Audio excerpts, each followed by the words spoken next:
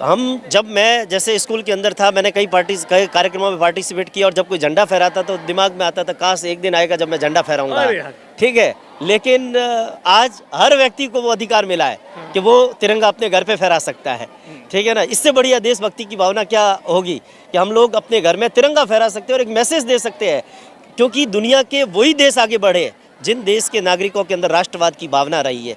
जैसे हम जापान जैसे देश देखते हैं जहाँ छोटी छोटी चीज़ के लिए राष्ट्रवाद दिखता है, तो हमारे देश में भी छोटी उम्र से ही बच्चों के अंदर अगर ऐसी राष्ट्रवाद की भावना पैदा हो तो हमारा भारत कभी किसी से पीछे। इससे पहले जितनी भी बार 15 अगस्त आती थी और इस 15 अगस्त में क्या कुछ बदलाव होगा, क्या कुछ बदलाव होगा, कुछ हर बार 15 अगस्त को हम जैसे एक सामान्य रूप से हम राष्ट्रीय पर्व है, स्कूल के बच्चे जो है वहाँ यहाँ स्टेडियम के अंदर आते हैं, पीटी परेड होती है, कार्यक्रम होते हैं।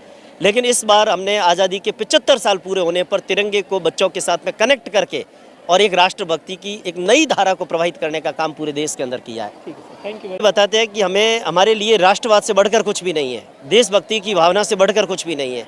जब हम गुलाम थे, हमारे पर अंग्रेजों के अत्याचार हो रहे थे, हमारे देशभक्ति के नायकों ने अपनी ज़िंदगी की परवाह किए बिना देश के लिए आज़ादी के आंदोलन में वो कूद पड़े। तो कम से कम आज हम आज़ाद तो है, लेकिन हमारे को देश के अंदर विकास के लिए, शिक्षा के लिए, रोजगार के लिए, नशा मुक्ति के लिए कई सारे ऐसी चीज़ें जो हम कर सकते हैं, छोटी छोटी चीज़ें। जैसे हम घर के बाहर में गंदगी है उसको अगर हम स्वच्छता का प्रयास करें तो वो भी देश की आज़ादी के आंदोलन के अंदर एक देश की आज़ादी को बरकरार रखने में और देश के विकास के अंदर अपना योगदान दे सकते हैं। एक डॉक्टर अपने फील्ड में अच्छा करे, एक टीचर अपने फील्ड में अच्छा करे, तो ये भी एक प्रकार का राष्ट्रवाद है। जिस तरीके से आज़ादी के 75 साल पूरे होने पर हम आज़ादी का ये अमृत महोत्सव मना रहे हैं। किसी भी देश में विकास की डगर तब तक आगे नहीं बढ़ सकती जब तक उस देश के नागरिकों में राष्ट्रवाद जिंदा न हो। इसलिए आज़ादी के 75 साल पूरे होने पर हम आज़ादी के जो गुमनाम नायक हैं, हमने 5, 7, 10 क्रांतिकारियों को तो याद किया है, लेकिन ऐसे हज़ारों नायक हैं जिन्होंने आज़ादी की इस लड़ाई में अपना योगदान दिया है। तो हम ये चाहते हैं कि आज़ादी के 75 साल पूरे होने पर हम उन सब गुमनाम नायकों को भी याद करें और देश की जो युवा पीढ़ी और देश के खास तौर से जो बच्चे हैं, जो कल का भविष्य है, उनके अंदर राष्ट्रवाद और देशभक्ति की भावना प्रबल रूप से पैदा हो। इसके लिए आज का जो ये तिरंगे के साथ में बच्चों ने जब हाथ में तिरंगा लिया तो एक अलग ही जोश और एक जुनून पैदा हुआ उन बच्चों के अंदर। इससे पहले भी आप बहुत सारे ऐसे पार्टिसिपेट कर चुके होंगे कार्यक्रम में, लेकिन एक साथ 15-16 मिनट तक 6 देशभक्ति के गीत गाना अपने आप में कितने ऐतिहासिक होता है।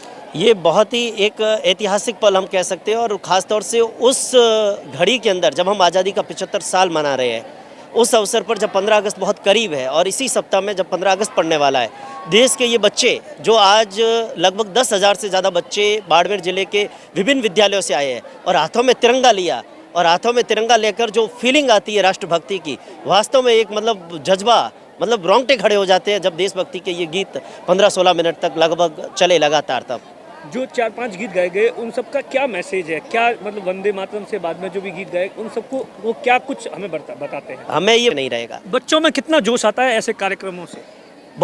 बहुत देशभक्ति का एक जुनून, एक जज्बा, क्योंकि वैसे भी छोटे छोटे बच्चे जो होते हैं ना, उनका कार्यक्रमों के प्रति एक दिलचस्पी रहती है और जब ऐसे कार्यक्रम हो जिसमें देशभक्ति की भावना बढ़े तो वास्तव में जुनून तो होना ही है। अच्छा सर, 15-16 मिनट थे, बच्चों के अंदर क्या कुछ फीलिंग आ रही थी, आप खुद में क्या कुछ फीलिंग आ रही थी उस वक्त, जो वो एक जो मोमेंट था, वो बाकी लोगों को क्या कुछ हम बताना चाहते हैं? उन 15-16 मिनट में हम बाहर की दुनिया से एकदम अलग हो गए। हमें बाहर का कुछ भी याद नहीं, केवल वही देशभक्ति की भावना हमारे अंदर और हमारे दिमाग के अंदर, हमारा दिमाग और दिल दोनों एक ही दिशा में जा रहे थे कि भाई देश की आज़ादी के जिन नायकों ने योगदान दिया है, क्या हम अपने देश के लिए कुछ थोड़ा बहुत नहीं कर सकते? तो हमारे को वो देशभक्ति का जज्बा एक होना चाहिए। सर, जो लोग यहाँ नहीं थे, अगले 2-3 दिन तक वो इन सब चीज़ों से क्या कुछ सीख सकते हैं अपने 15 अगस्त के लिए? एक तो मैं ये कहना चाहूँगा कि चूँकि राजस्थान सरकार ने, भारत सरकार ने जो योजनाएं बनाई है उसमें डाकघर में या विभिन्न स्थानों पर तिरंगा मिल रहा है, तो हमारे को 20 रुपये 25 रुपये देख के एक तिरंगा हम लोग लें।